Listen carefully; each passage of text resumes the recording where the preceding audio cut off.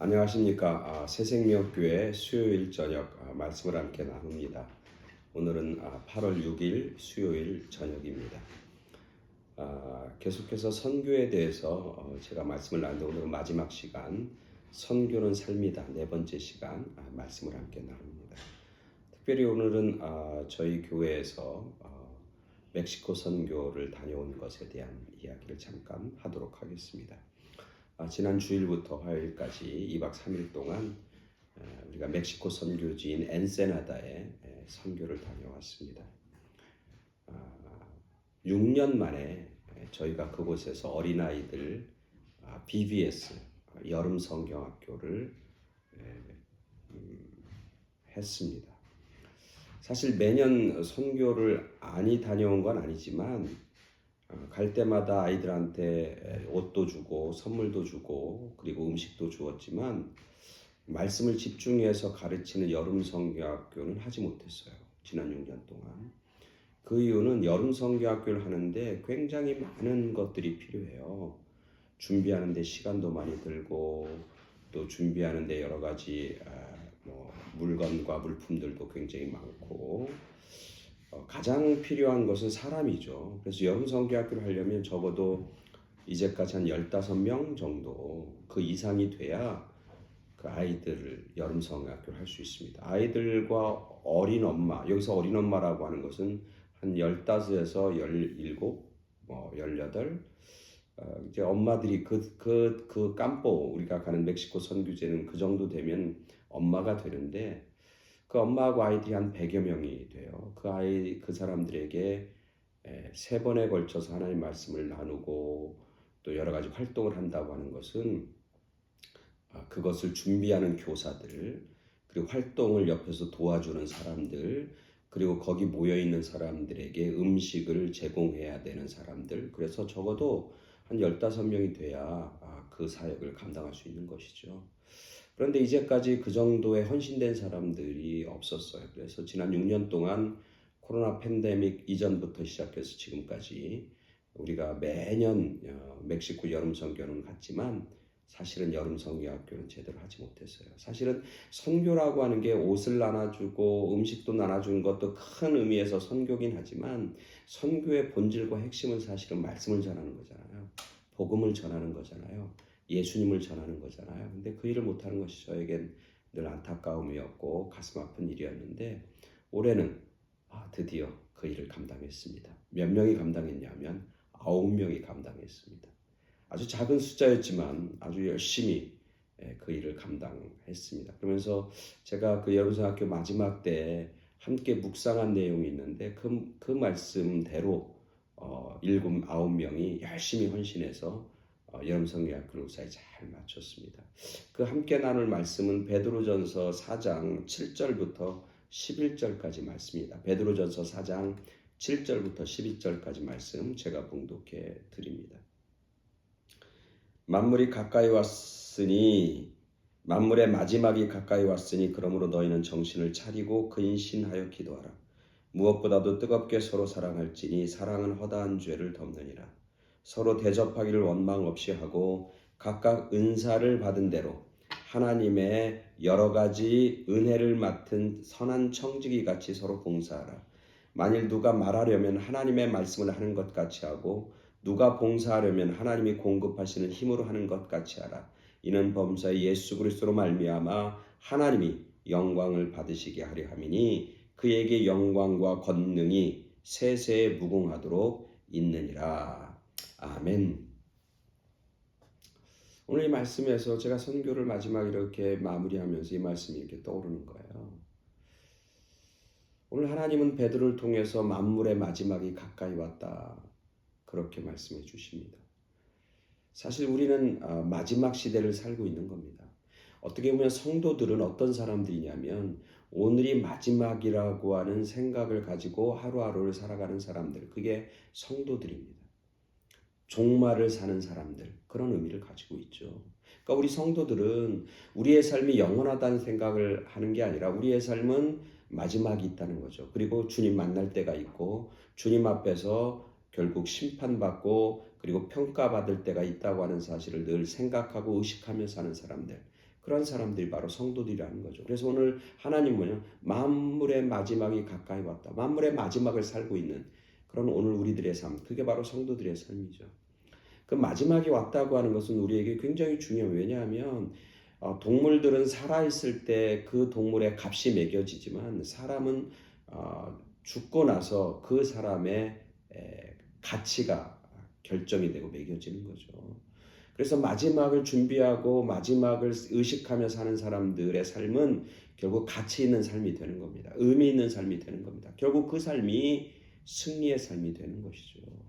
바로 마지막이 가까웠으니 그런 승리의 삶을 살고 복된 삶을 살고 의미 있는 삶을 살아야 된다라고 하면서 그럼 어떻게 준비해야 되는가, 어떻게 살아야 하는가에 대해서 하나님 말씀. 첫 번째는 뭐냐면 정신 똑바로 차리고 기도해라. 정신 똑바로 차리고 기도해라. 왜냐하면 우리를 유혹하는 게 너무 많습니다. 세상과 물질의 그 시험이 너무너무 많습니다. 그래서 정신 차리고 기도하지 않으면 세상의 흐름 가운데 그냥 휩쓸려 나갑니다. 세상의 풍조에 밀려 지나가게 되는 거예요. 그래서 정신 똑바로 차리고 기도해야 우리가 세상이 가는 식으로 물질을 숭배하는 시대, 우상이 난무하는 시대, 우리가 하나님의 자녀로 살아갈 수 있는 것을 방해하고 그리고 그것으로부터 멀어지게 하는 세력들이 점점점 강해지는 거예요. 그래서 그런 세력에 다 굴복하고 무릎 꿇고 다 넘어갈 수 있다는 거죠. 그래서 로마서에서 바울도 그러는 거야. 너희는 이 세대를 본받지 말라. 이 세대를 본받지 말고 어떻게 하냐, 마음을 새롭게 해서 변화를 받아서 하나님 아버지의 선하시고 기뻐하시고 온전한 뜻이 무엇인지 분별하도록 하라.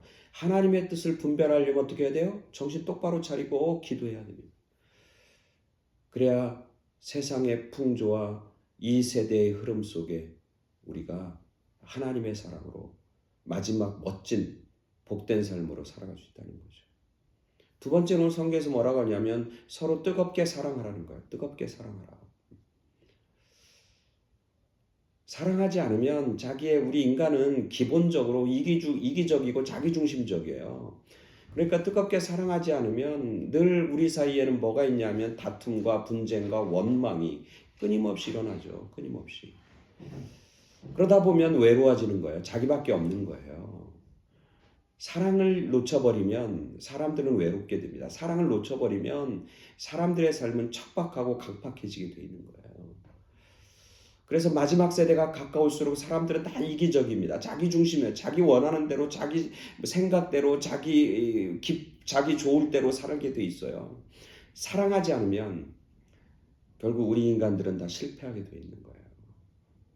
외롭고 그리고 척박하고 늘 원망과 다툼과 불평 가운데 살아갈 수밖에 없는 그런 삶으로 전락하게 되는 거죠. 그래서 뜨겁게 사랑하라. 세 번째는 뭐라고 하냐면 서로 대접하기를 원망 없이 하고 그렇게 열심히 봉사해라. 그러니까 서로를 위해서 배려하고 봉사라는 거예요. 마지막 때가 되면 이런 서로에 대한 배려, 서로를 위해서 섬기고 봉사하는 일들이 점점 사라집니다. 그래서 다 자기를 드러내요. 그리고 자기가 대접받길 원해요. 그리고 자기가 다 섬김을 받길 원해요. 그리고 자기는 섬김을 받아야 된다고 하는 의식과 생각 속에 가득 찹니다. 그게 점점점 세상이 말세로 가는, 마지막 때를 가는 그런 모습, 현상이죠. 다 그렇습니다. 섬기려는 사람은 없고 섬김을 받으려고 하는 사람은 점점 늘어나요. 봉사하려는 사람은 없고 대접받으려고 하는 사람들만 점점점 늘어나요. 그러면 어떻게 되냐면 싸움입니다. 전쟁입니다. 그렇게 되는 거예요. 마지막은 그렇게 얘기합니다.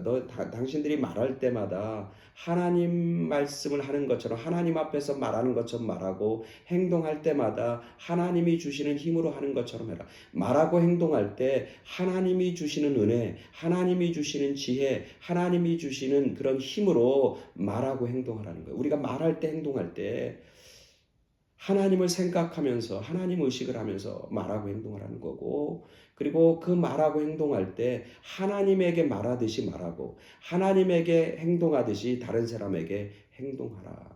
그렇게 권면하고 있습니다.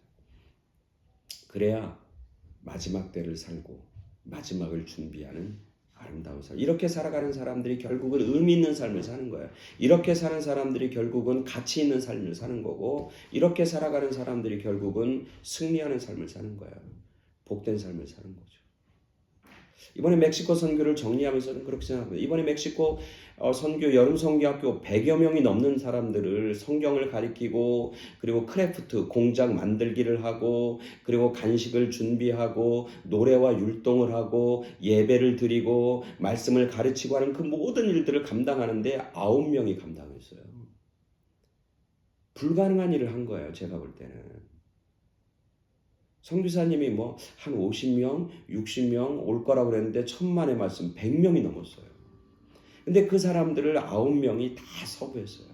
그 9명이 서브하는데 어떤 마음이냐? 오늘 우리가 읽은 마음, 서로 대접하기, 서로 원망 없이 서로 대접하고 봉사하고 서로 사랑하고, 그리고 그들 앞에 섰을 때 하나님에게 대하듯이 정성을 다해서 땀 흘리고 애쓰고 이리저리 뛰어다니고 그러면서 정말 감당했어요. 그래서 감당했는데 나중에는 막 힘이 들고 육체는 피곤했지만 마음속에는 막 기쁨이 있는 거예요. 감사가 있는 거예요. 그래서 선교는 바로 그런 거예요. 선교하는 사람이 기뻐합니다. 선교하는 사람이 은혜 받습니다. 선교하는 사람들이 복을 받습니다. 선교하는 사람들이 삶 속에 기쁨과 감사가 넘치게 되는 거죠. 오늘 말씀처럼 마지막 때가 가까우면 가까울수록 이 말씀을 저는 이렇게 해석합니다. 마지막 때가 가까우면 가까울수록 뭐 해라? 선교해라. 그러면 너희가 마지막을 잘 준비하는 삶이고, 그 삶이 결국 하나님 앞에 뭐가 된다고요? 영광이 되는 삶이 된다. 하나님 앞에 영광이 되는 거룩하고 복된 삶이 된다. 그렇게 말씀하고 있는 것이죠. 그래서 우리의 삶은 선교입니다. 그리고 우리의 삶이 선교일 때 그 삶은 가치 있습니다. 그 삶은 하나님께 영광이 되고 그 사람에게는 그것이 은혜가 되고 기쁨이 되는 것이죠.